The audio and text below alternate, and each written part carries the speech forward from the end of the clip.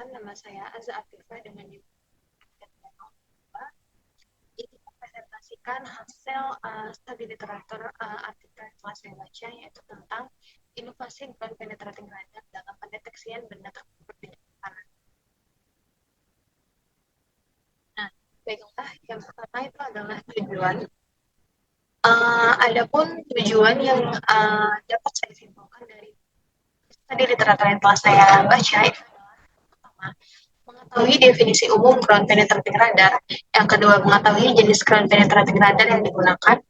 Yang ketiga, mengetahui prinsip dasar operasional ground penetrating radar. Yang keempat, mengetahui keuntungan dan kekurangan ground penetrating radar. Dan yang terakhir itu adalah mengetahui manfaat yang diperoleh dari penggunaan ground penetrating radar. Selanjutnya itu adalah tinjauan fisika. Nah, di sini adalah tinjauan fisika yang dibahas alat ground penetrating radar. Yang pertama itu ada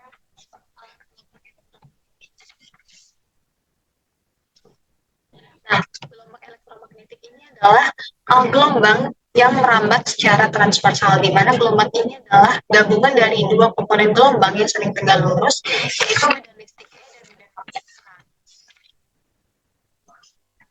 Selanjutnya itu ada gelombang elektromagnetik. Di sini seperti yang tampak pada layar itu ada beberapa gambar atau bagian dari spektrum gelombang elektromagnetik.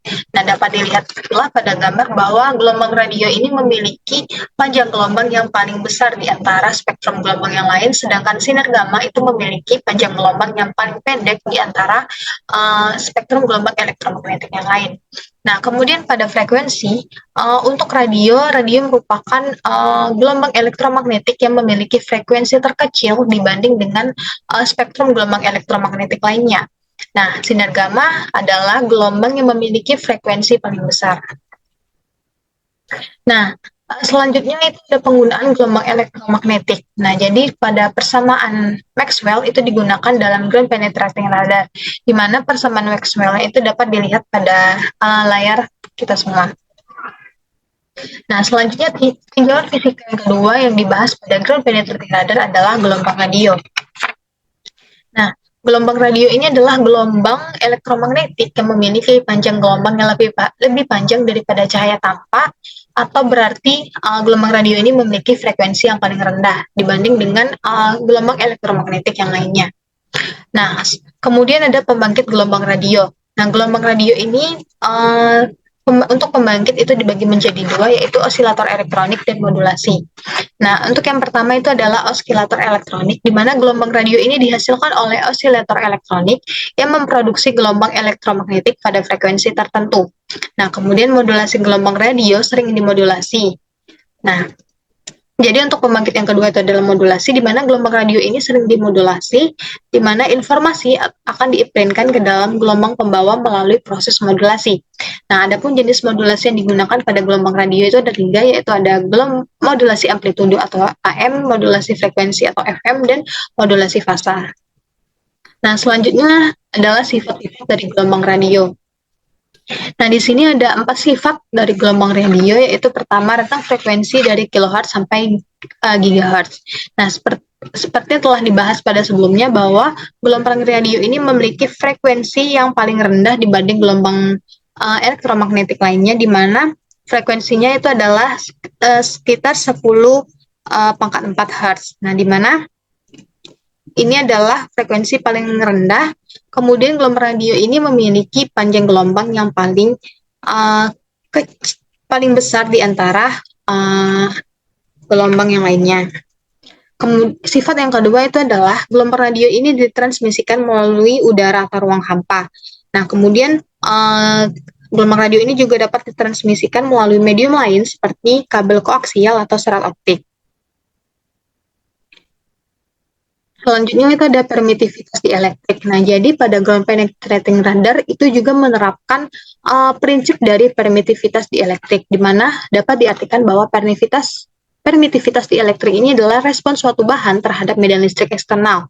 Nah, kemudian bahan permitivitas yang tinggi ini akan menyebabkan cepat rambat yang lebih lambat, di mana bahan ini akan mempengaruhi cepat rambat gelombang elektromagnetik.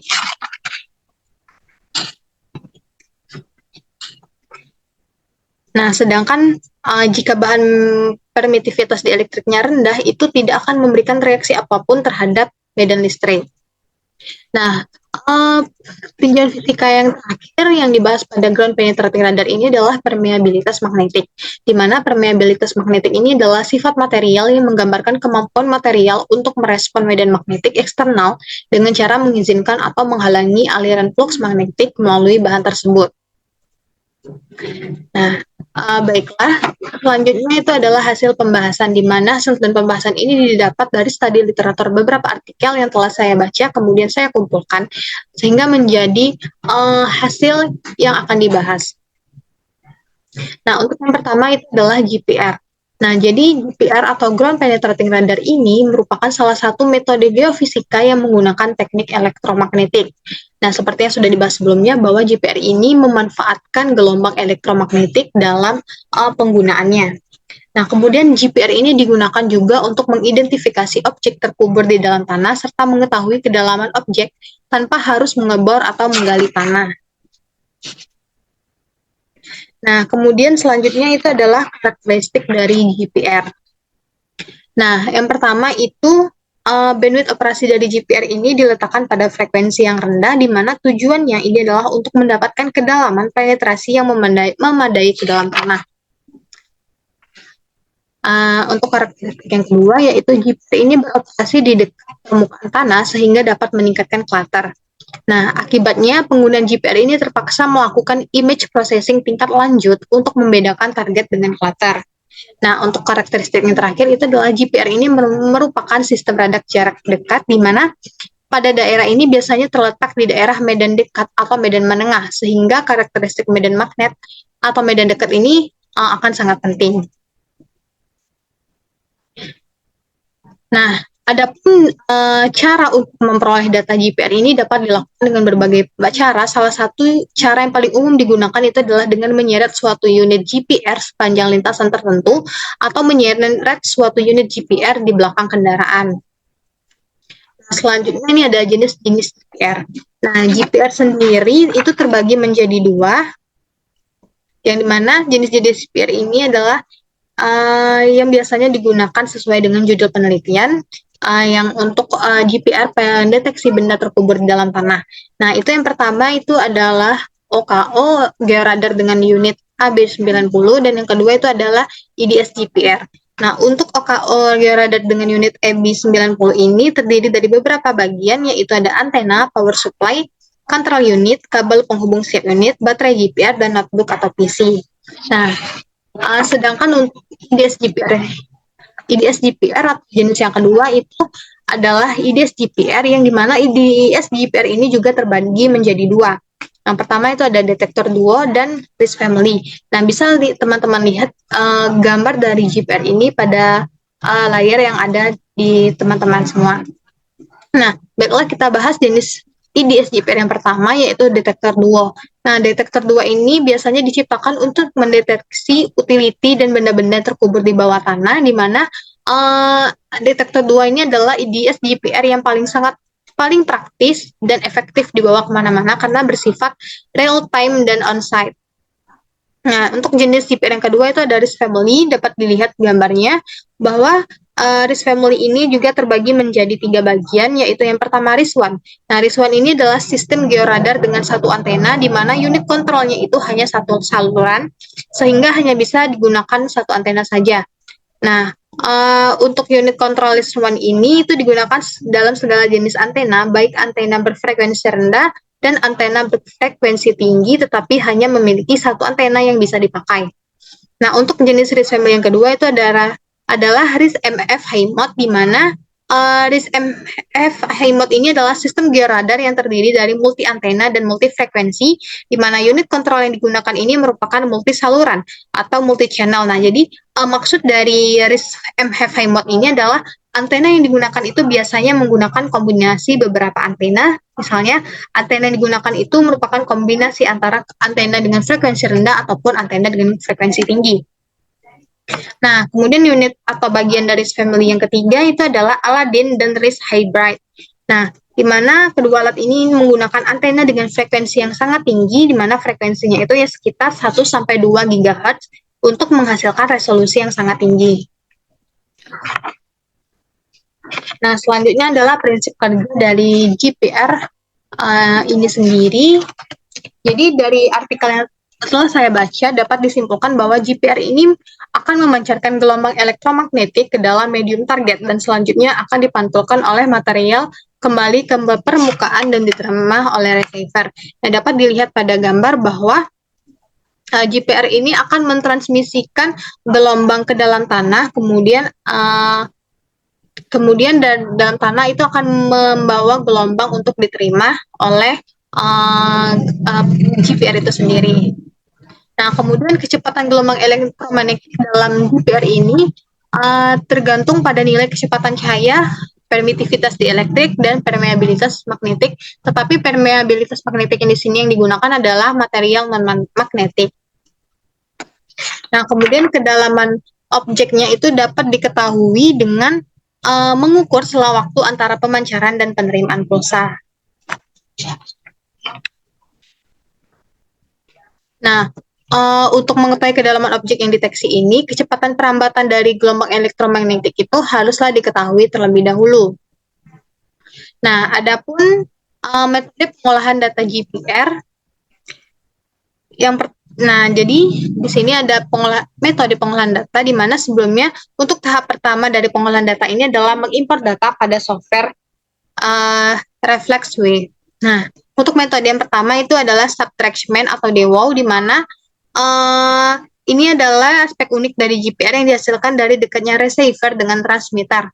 Nah, medan yang berada di transmitter ini akan mengandung energi berfrekuensi rendah yang berhubungan dengan elektrostatis dan medan induksi, di mana pengurangan energi ini akan terjadi secara cepat dalam jarak.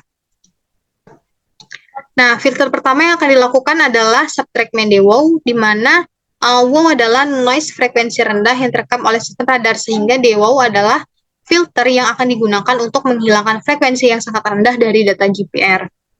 Nah, selanjutnya itu adalah static correction atau move start time, di mana koreksi situs ini bertujuan untuk mengembalikan waktu tiba pertama gelombang pada pengolahan trace pada kontras pertama lapisan yang ditemukan. Nah, hal ini dikarenakan pada akuisisi data, alat ini tidak akan menempel di permukaan tanah. Nah, selanjutnya yang kita bahas adalah kelebihan dari GPR. Nah, GPR ini memiliki beberapa kelebihan. Yang pertama adalah pengukurannya relatif lebih murah. Jadi dengan menggunakan GPR kita bisa mengukur kedalaman suatu objek di dalam permukaan tanah itu menjadi lebih mudah atau murah. Nah, selanjutnya GPR ini menyediakan resolusi tinggi untuk vertikal dan lateral. Yang ketiga adalah keluarannya dari data GPR ini akan menghasilkan sebuah grafik. Nah, yang keempat, kedalaman penetrasinya itu mencapai 100 kaki, di mana umumnya kedalaman penetrasi itu lebih sedikit daripada 30 kaki. Kemudian antenanya itu dapat ditarik oleh tangan atau kendaraan, dan yang kelebihan yang terakhir itu adalah pengukuran objek berlanjut akan efektif untuk survei yang besar. Nah, jadi tadi sudah dijelaskan kelebihannya, maka selanjutnya itu adalah beberapa kekurangan dari GPR. Di sini ada 2 kekurangan dari GPR dari artikel yang dibaca. Yang pertama itu adalah kedalaman penetrasi lokasi pencapaiannya sedikit. Jadi GPR ini hanya mampu mendeteksi lokasi penetrasi dengan jarak tertentu. Nah, kemudian penetrasi pada tanah liat dan telit dalam material ini memiliki nilai konduktivitas di atas 15-20 meter sekon per meter, di mana ini adalah batas dari penetrasi itu tersebut. Nah, jadi selanjutnya adalah manfaat GPR. Di sini saya sudah membaca beberapa artikel sehingga dapat disimpulkan bahwa GPR ini memiliki banyak manfaat. Yang pertama itu adalah survei geofisika arkeologi. Nah, di mana dalam geofisika GPR ini sangat populer di penggunanya di kota Valeri Novi pada Romawi kuno. Nah, pada survei tersebut ini mengungkapkan bahwa bangunan publik yang sebelumnya tidak tercatat pada daerah tersebut, kemudian dengan menggunakan GPR, maka akan memberikan wawasan baru dari daerah tersebut. Nah, kemudian manfaat utama dari penggunaan GPR dalam arkeologi ini adalah sifat pengujiannya yang tidak merusak, di mana di lokasi penggalian yang harusnya melestarikan objek di bawah permukaan, GPR ini akan memungkinkan melihat lokasi dan kedalaman target yang tepat dan cara non-invasif. Nah, situs arkeologi ini seringkali mencakup area yang luas dan kemampuan untuk melakukan scanning sederhana juga memungkinkan mereka yang ada di tempat tersebut untuk mempersempit area potensial untuk penyelidikan lebih lanjut. Nah, manfaat yang kedua itu adalah pemetaan akar pohon, di mana dengan mengamati akar pohon itu akan sangat penting untuk memahami kesehatan dan stabilitas keseluruhan pohon. Nah, jadi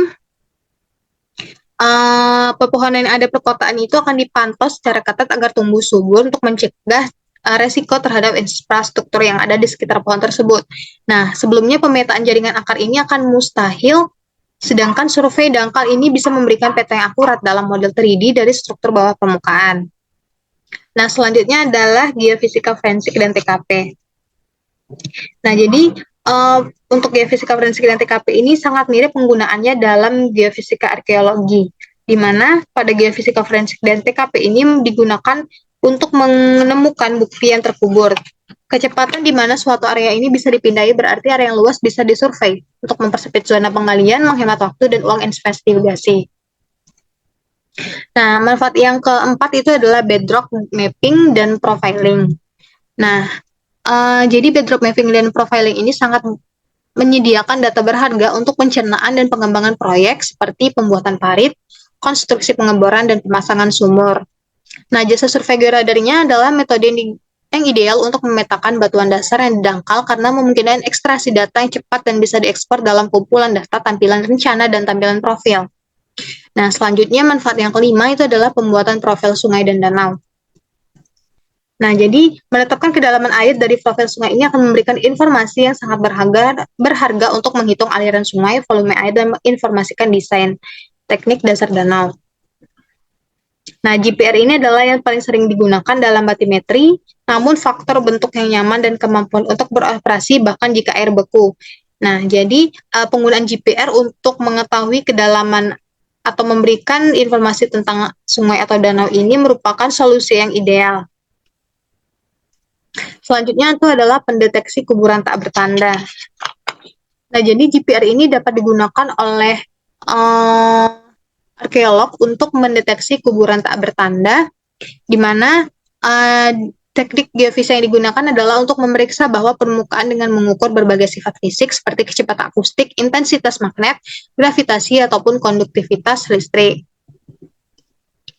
Nah, hal ini itu biasanya didasarkan pada deteksi gangguan pada stratigrafi tanah, lokasi rongga, dan benda budaya yang terkait dengan penguburan atau deteksi langsung material kerangka. Nah, jadi pada pendeteksi kuburan tak bertanda ini, GPR ini akan bekerja dengan cara mentransmisikan sinyal gelombang elektromagnetik ke dalam tanah, kemudian akan dipantulkan kembali ke antena dari perubahan permitivitas di elektrik di bawah permukaan. Nah, selanjutnya manfaat GPR yang ke-7 itu adalah eksplorasi minyak dan mineral bawah tanah. Nah, jadi GPR ini dapat digunakan untuk membantu eksplorasi minyak dan mineral di bawah tanah yang menggunakan frekuensi sebagai sistem dalam pekerjaannya.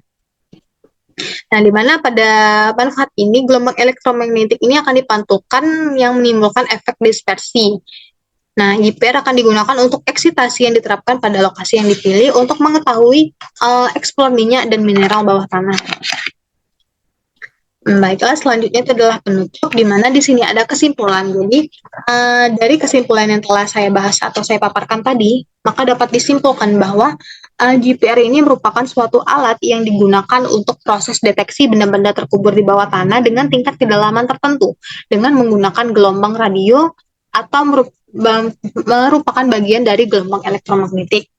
Kemudian untuk jenis-jenisnya, GPR ini terbagi menjadi dua, yaitu adalah OKO Georadar dengan unit AB90 dan IDS GPR dan RIS Family.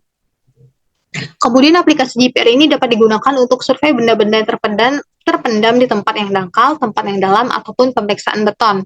Nah, yang keempat, keuntungan dari penggunaan GPR ini adalah relatif mudah untuk dilakukan dan tidak merusak struktur tanah.